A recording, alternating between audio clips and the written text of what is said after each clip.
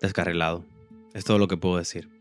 Desde alrededor de las 10 de la noche del martes, aún sin el resultado oficial, el temor que sentía hace unos meses atrás se hizo completamente realidad. Se vienen 4 años de Trump, otros 4 años de conservadores en el poder, implementando medidas regresivas y tratando de transgredir a pulso de odio muchas leyes, estatutos y derechos que costaron décadas de lucha, de sangre y de lágrimas conseguir. Me siento triste, decepcionado, desesperanzado y sobre todo con mucho temor por lo que el futuro de este país puede llegar a ser. Sobre todo para mí, para mis valores y mis metas a futuro. Llevo todo este tiempo preguntándome cómo pasó. Y ojo, no me sorprendió su victoria, siempre supe que podía pasar. Al final ya había acontecido en el pasado. Pero no imaginaba que la carrera tan cerrada que muchos pronosticaban no pasó y fue todo lo contrario, fue una verdadera paliza. Todo el país se movió a la derecha, es una realidad. Literalmente, mirando los resultados ahora, estados abrumadoramente demócratas simplemente no salieron a votar. Miremos Nueva York, por ejemplo, un bastión demócrata que en 2020 votó por Biden con una diferencia de 22 puntos sobre Trump. Se redujeron ahora a solo 11. En Illinois, donde se encuentra Chicago, en 2020 la diferencia fue de 17 puntos. En estas elecciones fueron solo de 8, enfatizando además que fue en este estado, en Chicago precisamente, donde se realizó la convención demócrata en la que Kamala Harris se convirtió en candidata oficial a la presidencia. En New Jersey, en 2020 la diferencia fue de 16 puntos. Este año fue atónitamente de solo 5 puntos. Está muy claro, el país rechazó tajantemente el mensaje demócrata y sumado a eso, muchos otros prefirieron no votar. En este video me voy a deshogar. Quiero expresar todo lo que yo pienso. Espero que te quedes a lo largo del mismo si quieres encontrar las razones de lo que yo creo fue la victoria de Trump o la derrota de Kamala, como quieras nombrarlo tú. Y además quiero que comentes cuáles crees que fueron tú esas razones también. Estoy muy interesado en conocerlas. Es hora de responder la principal pregunta. ¿Por qué perdió Kamala Harris? ¿De quién es la culpa? Bueno, empecemos por aclarar algo. En todo YouTube, en la prensa, en las redes sociales, verás ahora cosas como oh, es culpa de los hispanos que votaron por Trump, o es culpa de las mujeres que tampoco salieron a votar, etc.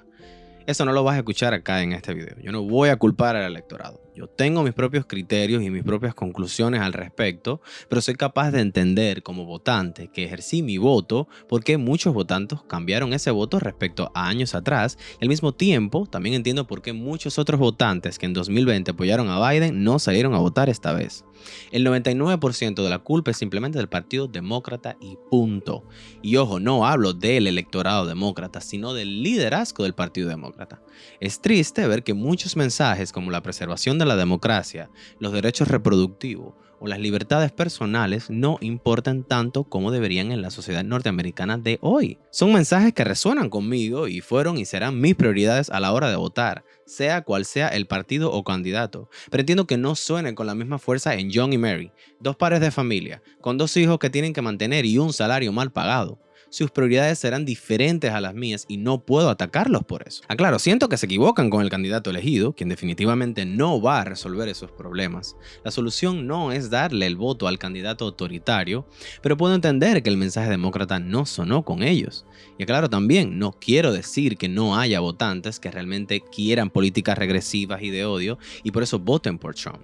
Pero eso no explica de ninguna forma semejante victoria conservadora. El Partido Demócrata se ha alejado de la clase trabajadora del país, la base fundamental con la que los candidatos demócratas ganaban incontables veces en el pasado.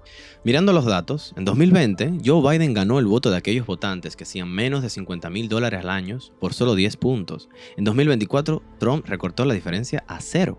Aparentemente el Partido Republicano se ha convertido en el partido del pueblo, mientras los demócratas son ahora el partido de las élites. Y aclaro, ambos mensajes son incorrectos, ambos partidos son de la élite, eso que les quede claro. Cientos y cientos de personalidades apoyaron a Harris. Sin embargo, eso no ayudó en absolutamente nada. ¿Cómo habría de ayudar? O sea, ¿por qué el mensaje de Taylor Swift, una multimillonaria que vive en su propia burbuja, apartada de la realidad, habría de sonar conmigo, un hombre de clase media? Para mí tiene el efecto contrario, hace ver al Partido Demócrata como desacoplados totalmente de la realidad. Para mí, al contrario de todos esos que votaron por Trump o simplemente no votaron, la presidencia de Biden no ha sido realmente mala. Ha logrado muchas cosas, pero el mensaje de esas cosas positivas no ha sonado como debería. Por ejemplo, Biden con el Congreso y el Senado pasaron la ley bipartidista de infraestructura que pretende dedicar una gran cantidad de recursos a la reconstrucción del país. Y eso me parece perfecto. Al final, la infraestructura de los Estados Unidos es patética comparado con otras naciones industrializadas. Sin embargo, pensemos por un momento. ¿En qué me va a ayudar a mí, a mi día a día, al menos a corto plazo, que con ese plan se construyó una red de autobuses en Detroit, Michigan? Seamos honestos, no es una inversión de la que yo me vaya a beneficiar. Mejor aún, les pongo este ejemplo. Imaginamos que con este plan se construye una planta de tratamiento de desechos acá en mi condado Miami-Dade, en Florida. Estoy súper seguro que estaré feliz ese día, en ese momento, porque sí, habrá una mejor recolección de basura, pero al final nunca será tan tangible como ver semana tras semana que el cartón de huevo cuesta ahora $4, mientras hace 3 años costaba solo 3. Entonces, lamentablemente, Biden y su administración, de la que Kamala Harris formaba parte, no supieron deliberar su mensaje y tampoco supieron educar al electorado. Y acá les quiero aclarar algo, con respecto a la gasolina, un tema muy sonado. Quiero decirle que eso no lo determina el presidente del país. Está basado simplemente en leyes de economía, de oferta y demanda, y en el poder que ejerce el organismo más importante en materia energética en el mundo, la OPEP.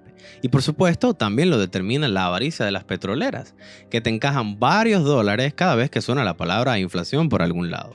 Así que no podemos culpar a Biden o cualquier otro presidente que hubiese estado a cargo del país en estos 4 años, hubiese sido demócrata o republicano. Terminando este paréntesis, quiero regresar al tema principal. Sinceramente, siento además que cualquiera que hubiese sido el candidato demócrata igual iba a perder las elecciones. Al mismo tiempo, no siento que el voto haya sido necesariamente un voto por Trump. Más bien fue un voto en contra de Biden, que aunque no era el candidato oficial, Kamala Harris sí era visto como parte de esa administración y por lo tanto iba a cargar con esa culpa.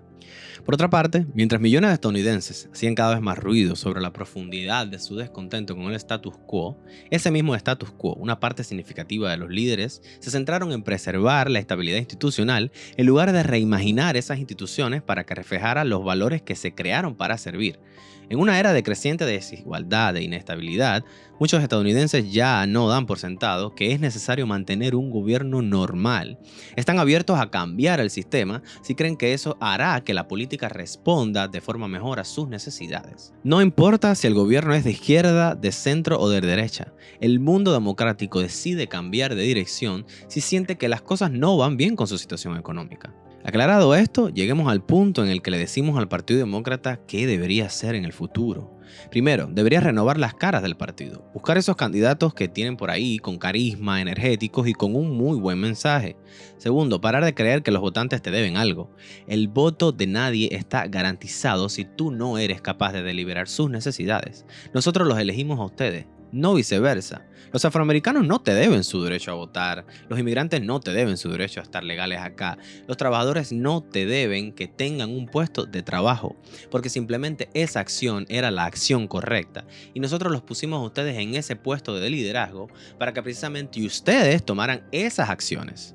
Tercero, desligarse un poco más de la influencia de las corporaciones y los lobbies. Y ojo, acá probablemente sea yo un incrédulo, un iluso, porque está súper difícil de lograr. Porque hay que admitirlo, los políticos en ambos partidos son súper corruptos y están comprados en su inmensa mayoría. Pero no hay nada más impopular en la sociedad norteamericana que las grandes empresas. Y sí, quiero mantener una pequeña esperanza de que al menos una parte más grande de los futuros líderes en este partido se desliguen del dinero comprando sus valores. Cuarto, aprender a escuchar al electorado y sus demandas prioritarias. Y esto no significa que se deje de lado los mensajes pro democracia, de libertad particular o de defensa de los derechos fundamentales. Pero si lo que escuchas del pueblo es que su desayuno le sale $2 más caro, entonces es ahí donde tienes que enfocar tu mensaje. Quinto, regresar a sus bases, apelar a los trabajadores, a los agricultores, a las pequeñas empresas, a los estudiantes. Y sexto, economía.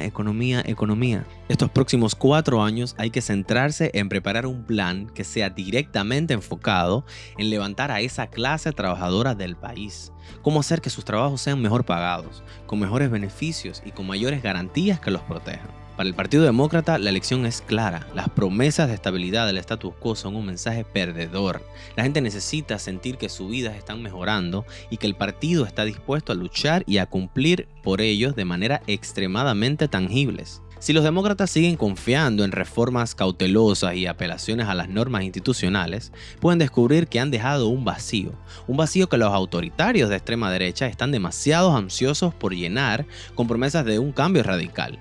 En una época de incertidumbre y desigualdad generalizada, los votantes esperan ver su deseo de cambio reflejado en ellos con convicción. Y la elección del martes lo mostró con demasiada claridad y de manera calamitosa.